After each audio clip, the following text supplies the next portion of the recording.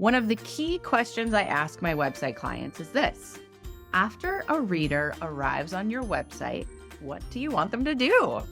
Whether you want them to browse your services, book a free discovery call or a consultation, download a freebie, or sign up for your email list, it's important that you don't assume that your reader knows what to do or where to begin.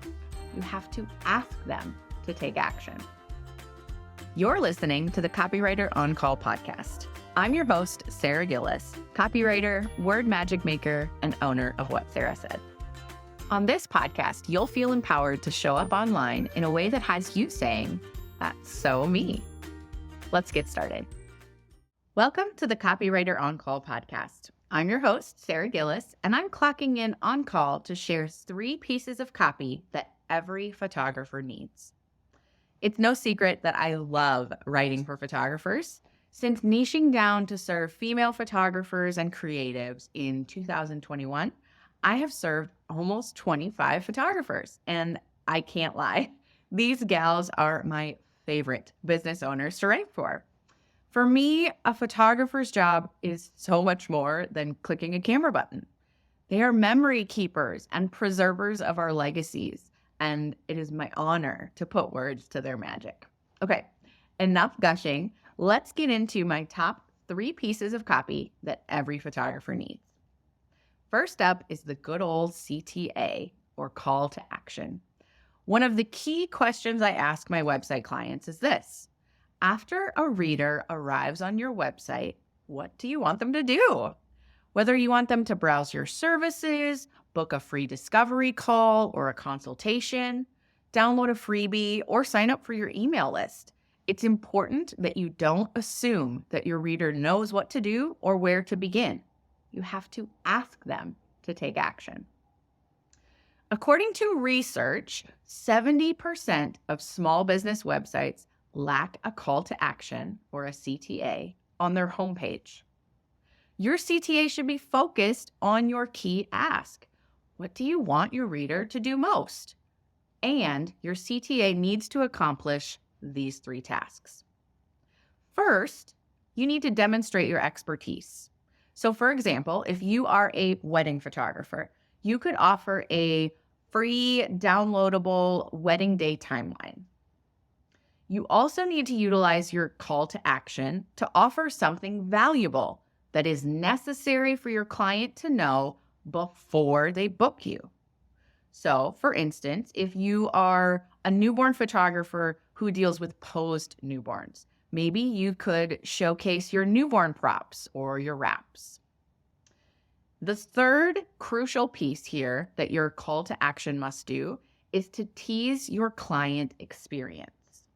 So for example, if you are a brand photographer, you need to think about how you could showcase that client experience. Maybe you offer an outfit styling service, or you offer an add-on for professional hair and makeup. Now, for some bonus points, here's what I recommend. If you can, position your call to action button, what's called above the fold, on the homepage of your website. This means that the reader is able to see your call to action right away before scrolling, either on desktop or on mobile. Next up is something so simple that it's often overlooked, but this piece of copy is crucial to carving out recognition across your digital footprint. This is what I call the positioning statement. A positioning statement has 3 distinct parts: your location, your industry, and your ideal client. Here are some examples. Minneapolis elopement photographer. Southwest Colorado lifestyle photographer.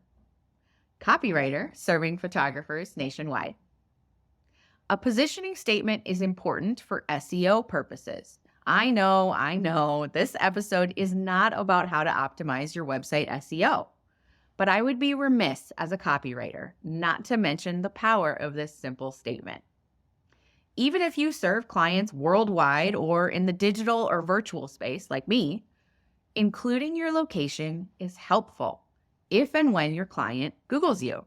In addition, it's important to include your industry in your positioning statement, particularly if you serve only a specific set of clientele, such as a brand designer. You're not a graphic designer or an interior designer or a website designer. Or you're a lifestyle newborn photographer.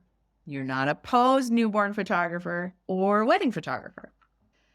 The positioning statement helps to ensure that your reader is able to clearly identify who you serve, which helps them to assess if they fit with you or not. Remember, both outcomes are valuable.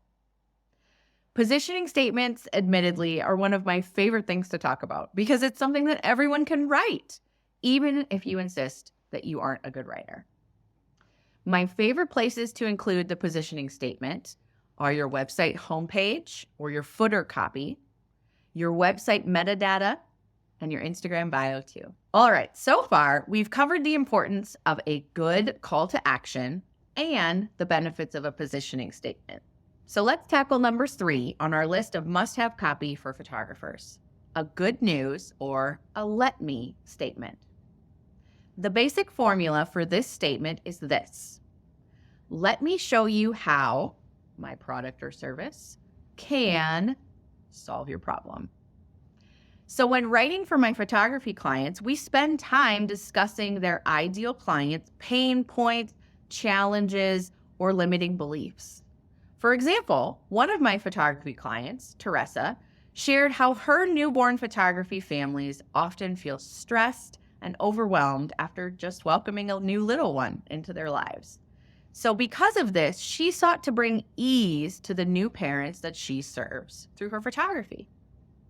By providing a client closet for mamas who likely aren't feeling like themselves in their postpartum body, Teresa demonstrates care and consideration for her clients in this special and unique chapter in their lives. For Teresa, then, her good news or let me statement points to the benefits of her client-focused photography experience. You deserve timeless imagery of your greatest gifts without the added stress that often comes with a photography session. Trust me to care for the details as I capture your people with heart. Awesome, right? To write your own good news or let me statement, spend some time considering what your ideal client might be experiencing emotionally, financially, logistically, and more before they decide to hire you. Then, consider how your business uniquely solves or addresses those pain points through your product or service. If your business has grown, then so have you, my friend.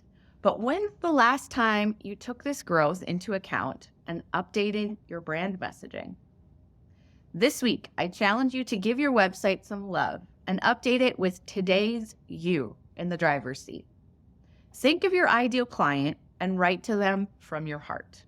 Be unapologetically you and own it as you write. As always, I'm here if you need a little support. Until next time, this is your copywriter on call. Signing off. Thanks for listening to the Copywriter on Call podcast. If this episode has you feeling all sorts of inspired to show up as yourself online, click that subscribe button so you don't miss my stories or practical advice to help you express your quirky, vulnerable, and authentic self online.